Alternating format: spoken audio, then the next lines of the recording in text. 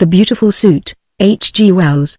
There was once a little man whose mother made him a beautiful suit of clothes. It was green and gold, and woven so that I cannot describe how delicate and fine it was, and there was a tie of orange fluffiness that tied up under his chin. And the buttons in their newness shone like stars.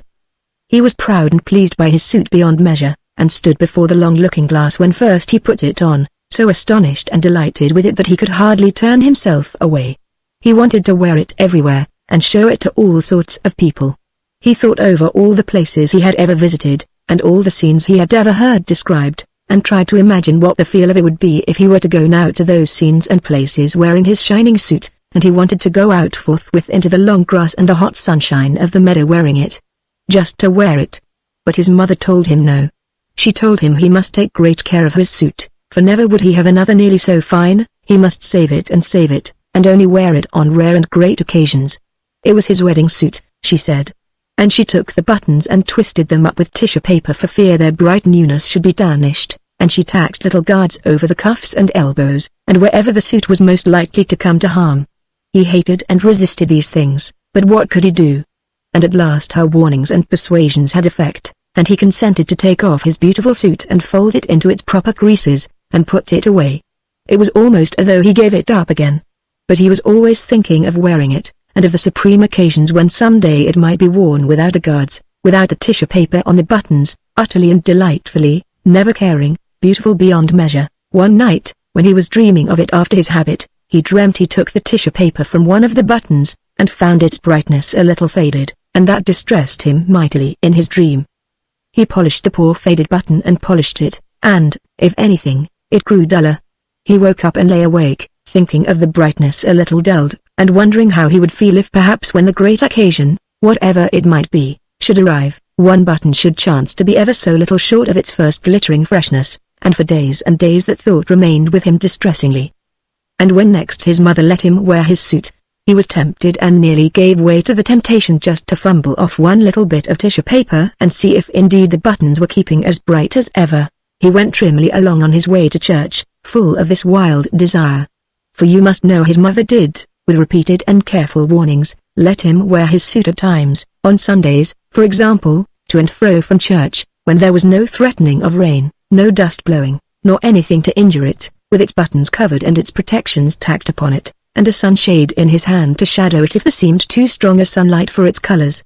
And always, after such occasions, he brushed it over and folded it exquisitely as she had taught him, and put it away again. Now all these restrictions his mother set to the wearing of his suit he obeyed, always he obeyed them, until one strange night he woke up and saw the moonlight shining outside his window. It seemed to him the moonlight was not common moonlight, nor the night a common night, and for a while he lay quite drowsily, with this odd persuasion in his mind. Thought joined on to thought like things that whisper warmly in the shadows.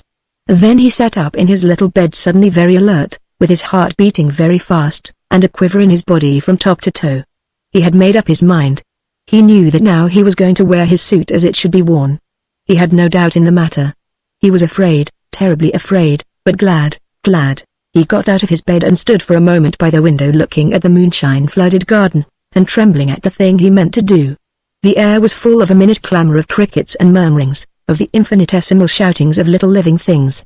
He went very gently across the creaking boards, for fear that he might wake the sleeping house, to the big dark clothes press wherein his beautiful suit lay folded, and he took it out garment by garment, and softly and very eagerly tore off its tissue paper covering and its tacked protections until there it was, perfect and delightful as he had seen it when first his mother had given it to him a long time it seemed ago.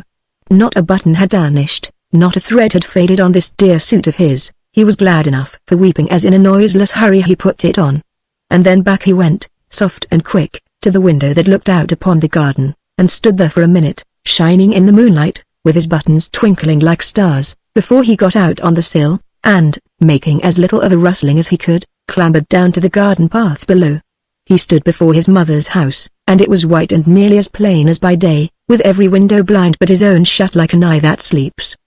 The trees cast still shadows like intricate black lace upon the wall. The garden in the moonlight was very different from the garden by day. Moonshine was tangled in hedges and stretched in phantom cobwebs from spray to spray.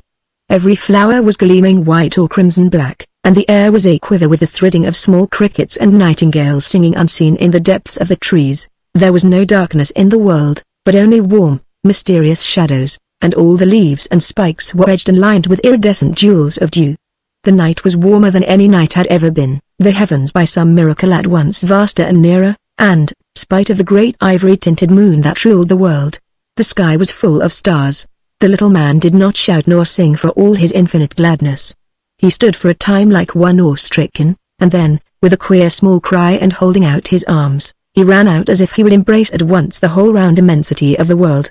He did not follow the neat set paths that cut the garden squarely, but thrust across the beds and through the wet, tall, scented herbs, through the night stock and the nicotine and the clusters of phantom white mallow flowers and through the thickets or southernwood and lavender, and knee-deep across a wide space of mignonette. He came to the great hedge, and he thrust his way through it, and though the thorns of the brambles scored him deeply and tore threads from his wonderful suit, and though burrs and goosegrass and havers caught and clung to him, he did not care. He did not care, for he knew it was all part of the wearing for which he had longed. "I am glad I put on my suit," he said, "I am glad I wore my suit." Beyond the hedge he came to the duck pond, or at least to what was the duck pond by day. But by night it was a great bowl of silver moonshine all noisy with singing frogs, of wonderful silver moonshine twisted and clotted with strange patternings, and the little man ran down into its waters between the thin black rushes, knee-deep and waist-deep and to his shoulders, smiting the water to black and shining wavelets with either hand, swaying and shivering wavelets, amidst which the stars were netted in the tangled reflections of the brooding trees upon the bank. He waded until he swam, and so he crossed the pond and came out upon the other side, trailing, as it seemed to him, not duckweed, but very silver in long, clinging, dripping masses. And up he went through the transfigured tangles of the willow herb and the uncut seeding grasses of the farther bank. He came glad and breathless into the highroad. "I am glad," he said, "beyond measure, that I had clothes that fitted this occasion." The highroad ran straight as an arrow flies, straight into the deep blue pit of sky beneath the moon, a white and shining road between the singing nightingales, and along it he went, running now and leaping, and now walking and rejoicing, in the clothes his mother had made for him with tireless, loving hands. The road was deep in dust, but that for him was only soft whiteness, and as he went a great dim moth came fluttering round his wet and shimmering and hastening figure. At first he did not heed the moth, and then he waved his hands at it, and made a sort of dance with it as it circled round his head. "Soft moth," he cried, "dear moth, and wonderful night of the world. Do you think my clothes are beautiful, dear moth? As beautiful as your scales and all this silver vesture of the earth and sky?" And the moth circled closer and closer until at last its velvet wings just brushed his lips, and next morning they found him dead, with his neck broken, in the bottom of the stone pit, with his beautiful clothes a little bloody, and foul and stained with the duckweed from the pond.